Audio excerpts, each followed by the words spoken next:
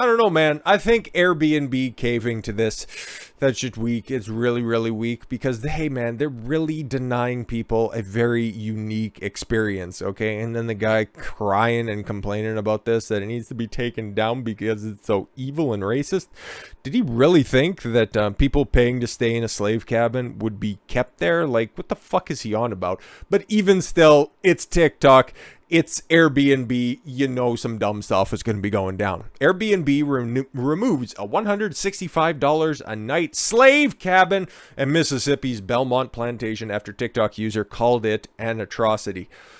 I know that price is a little bit too high, especially for the accommodations that you get. I mean, does it even have indoor plumbing? Okay, is it an authentic experience that anybody of a certain melanin propensity would have experienced during the mid to late 1800s? Like, is that what we can see here? Anyways, Airbnb has removed the listing of a former slave cabin at the Belmont Plantation in Greenville, Mississippi that rented out for $165 a night after a viral TikTok user called out the atrocity. Some call it an atrocity. I call it suppressing history. Come on now. The Panther Burn Cottage. Kind of panthers? Arctic panthers, sex panthers, black panthers. What are we talking about here? At Belmont Plantation is listed as an 1830 slave cabin that has been used as a tenant sharecropper's cabin. Yeah, no, exactly. Hey, comrade, you probably would be in on that, the whole sharecropping thing, right? Whiten Yates, 34. Dude, you're 34. Fucking get over yourself.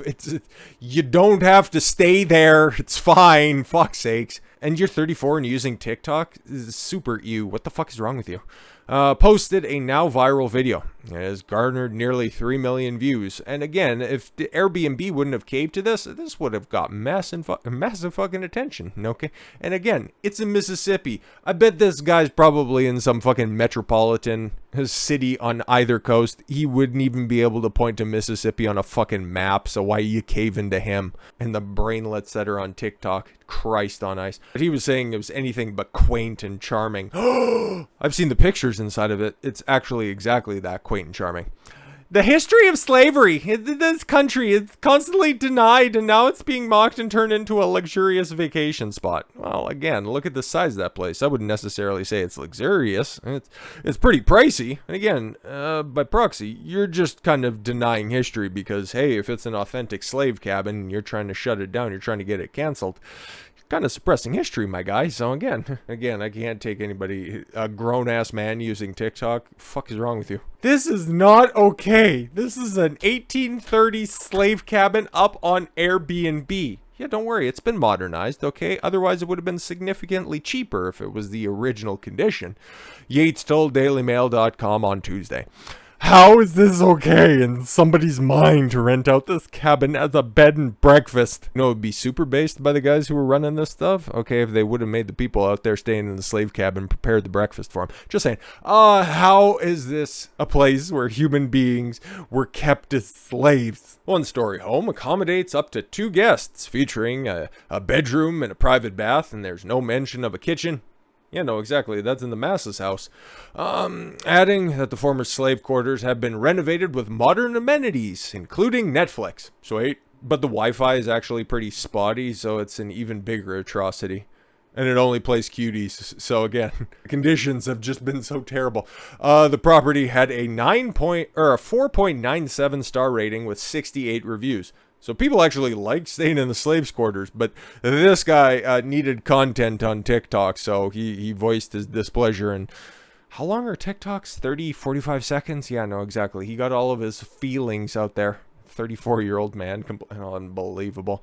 Airbnb quickly removed the listing from its platform and issued an apology for any trauma or grief it caused. Again, is that what it looks like on the inside? That's awfully fucking nice if we're being completely honest. Jeez. It just looks a little bit dirty right there on that panel. On the right-hand side, okay. Looking at that window, you can't see my cursor, unfortunately. But yeah, it looks like the previous tenants didn't really take their position in the slave house all that seriously. Somebody should get the whip. We removed the Mississippi listing in question and government are currently in the process of removing listings that are known to include former slave quarters in the United States. How many are those going to be? Literally. Okay. Anyways, isn't there like an Airbnb alternative? I'm not all that up on all this stuff. Like there's Uber and then there's Lyft. I would imagine there's what, Airbnb and rentahouse.com. I don't know. So again, just put it up on that. Fuck them. He said that properties that formerly housed and enslaved have no place on Airbnb. Well, it did all the way up until this Spurg posting on TikTok. So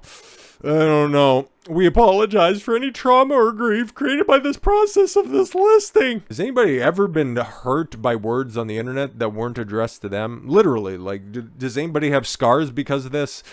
Oh, man. But again, I'm just seeing roomy accommodations here. Oh, you got a closet, you got a chair.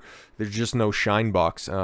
He added, we are working with experts to develop new policies that address other properties associated with slavery. Long and short of it is they're probably just going to keep them on the market, but only white people are allowed to stay in those ones so they can experience what happened to other Americans previously in their history, or what their ancestors did to some of the African Americans back in the day, whatever the fuck they'll talk about. Who cares? Ooh, see, that's pretty nice. A view of the private bathroom located in the slave cabin that has since been taken down from the Airbnb platform. It's got 2 sinks? Jesus, this hardly seems like a slave cabin, if you ask me. Okay, I've stayed in worse hotel rooms that are even more expensive than this overnight, okay? And a detached bath, like, oh, come on. You're really denying some people here some really luxury amenities. And it's got a nice porch out front where you can do some whittling. Like, come on now. Yates, a civil rights and entertainment attorney, of course, a fucking activist, and again, told DailyMail.com that he learned about the property listing when his brother's very intimate friend, who was looking for an Airbnb in the Greenville area, came across the listing. So he's either poor or also an activist, just saying. He said he was appalled by it, in the conversation that started in the friend chat soon moved into a family chat that was prompted the TikTok video. Oh, well, if you're moving that into a family chat, no, it's not that big for that many people that are there, okay? It's a nice size accommodation for a couple of people, but if you want to bring in a family, oh, wait, no, they were just plotting a way to make some quick cash off this. This is a story of many black Americans. When we see something like this, there is nowhere for us to tell anyone. Are you, like, not aware of what society is pushing right now? Okay. Literally every black person is a victim. Okay. Every white person is an oppressor. Even if your ancestors came here yesterday, okay? Every black person, even if they come from the fucking islands, okay? Somebody from the Bahamas, Jamaica, okay? They're just as much tied by some liberal white woman out in New York as somebody whose family has been here for generations. Or me being Scottish, Irish, and Ukrainian would also and then also native, but that one's just, just push that under the rug. You're white passing, right? I'm just as responsible for slavery as somebody who used to sip a mint julep on the front of the plantation. Makes no fucking sense. But no, anyways, nobody's allowed to tell their story. Can you trace your family history all the way back to slavery, my guy? I highly fucking doubt it. We feel struck, and we just have to endure the experience. Is somebody continuing to whip you? Like, you should probably address that first and foremost. Seeing something like this, and that is why I did the TikTok. No, you needed the content, my guy. Just come out and be honest about this. The idea of renting out a slave cabin takes it to a whole new level. I'd imagine that's probably how he said it. Cabin's owner, Brad Hauser, 52, told the Washington Post that he took ownership of the property in July. Oh, he's basically enslaving the property. Saying in a statement that even though the building had been a doctor's office and not the quarters for enslaved people, it was the previous owner's decision to market the building as a place where slaves once slept. Oh, okay, so... okay, you got some activist overreacting, a woke company just acquiescing to somebody who was never gonna, take them up and use their services to begin with, and it wasn't even what it was said it was supposed to be. Oh, okay, cool. I see how many people are at fault here, except for the guys who own this. And hey, man, I hope there's another platform that's out there that you can use in order to rent that place out, because that's a pretty cool little niche thing that you have there, obviously. Hauser, who is white, we know because he's a homeowner, who is and said he strongly opposed the previous owner's decision and vowed to provide guests with a historically accurate portrayal of life on the Belmont plantation. Oh, what? Is he going to put on a straw hat and some overalls and then just start cracking it out in the beginning of the day, right at the crack of dawn? That would be funny. I'm not interested in making money off slavery. Why not? It was pretty damn efficient, said Hauser, who apologized for the listing, insinuating African Americans whose ancestors were slaves. Oh, insulting. Okay. But again, we're at what? How many different degrees away from slavery are we at this point? How many generations removed? But no. It was still a bad thing that happened. Yeah, no, exactly. Because some white motherfucker told me to stop breaking out the windows on his fucking Honda Civic. I was like, don't you understand what my family went through?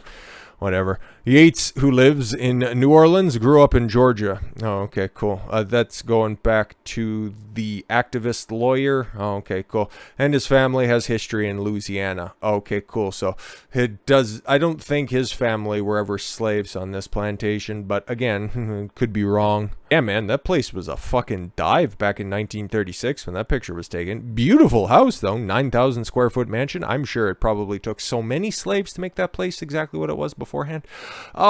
When my friends had weddings, events, business retreats on plantations, I grew up around romanticizing of plantations.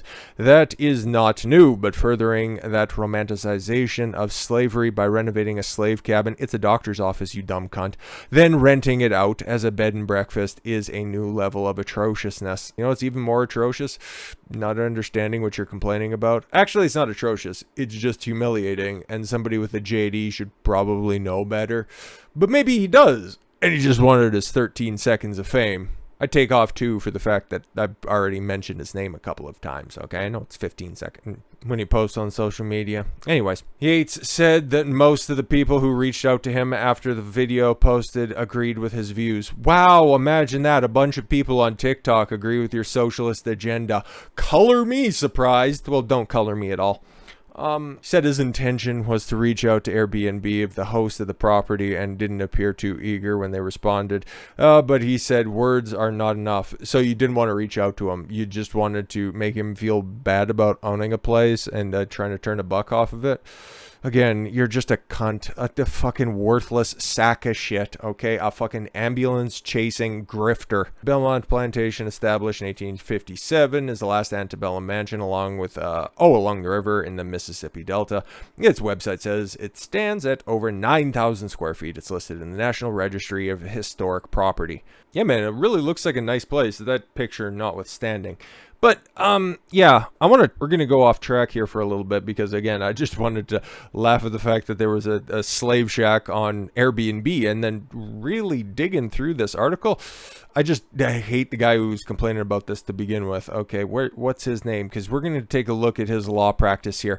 I don't know about this. I would just imagine, okay, based on what he claims his practice is about. Whiten Yates, okay? Now, his civil rights, whatever, attorney, okay? I'm going to take a wild guess that this dude's a fucking ambulance chaser, so let's take a look. No fucking way. So you guys know about, there's a bunch of different lawyers that are online, okay? They dissect different legal things and shit, okay? Loosely affiliated or loosely called LawTube and whatever shit makes you fucking gag on top of that.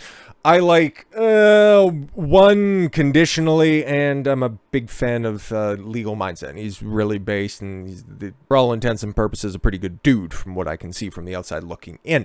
And then there's another one. He gets joked on for being a short guy. Okay, I don't really have any opinions on his content. I've never watched anything. Looks like this. Practices in Houston. Okay, yeah, no. Personal injury lawyers. Yeah, no, exactly. Whiten Yates works for his law firm. Never thought I'd see the day. Whiten Yates focuses his practice on representing property owners against insurance companies acting in bad faith. You can't write this shit up. And representing injured victims in catastrophic personal injury matters. Ambulance chaser. Fucking nailed it. Insurance claims and personal injury. He is every fucking stereotype when it comes to a greedy lawyer. You can't make this up. Additionally, Whiten practices entertainment law. Of course he does. He has a TikTok account and he practices entertainment law. Unfucking believable. Film and television, sports law, intellectual property, and copyright and trademark law. You think that you'd probably know a little thing or two about historic law as well, considering it's a slave shack. It was actually a doctor's shack. But hey, whatever, right? His significant breadth of experiences helps him to best serve the needs of his client in all stages of business growth and development. Mr. Yates' passion for screaming racism, developing small businesses, and serving artists and athletes, just the black ones though, stems from his extensive background in the film and television industry. Yep, no, exactly. And then he transitioned all of that experience over to TikTok because he can only maintain an audience for a very brief period of time, having spent several years as both a television reporter and a radio station host. Now you're a lawyer? Huh. Wouldn't you think you would have been able to flip some of that charisma into something a little bit more profitable? Oh, no, you can't. Sorry about that. Additionally, as a former college athlete, Mr. Yates is acutely familiar with the struggles and lifestyles many athletes face, i.e., hey, black guys, you should feel bad about those institutions taking advantage of you in your athletic prime.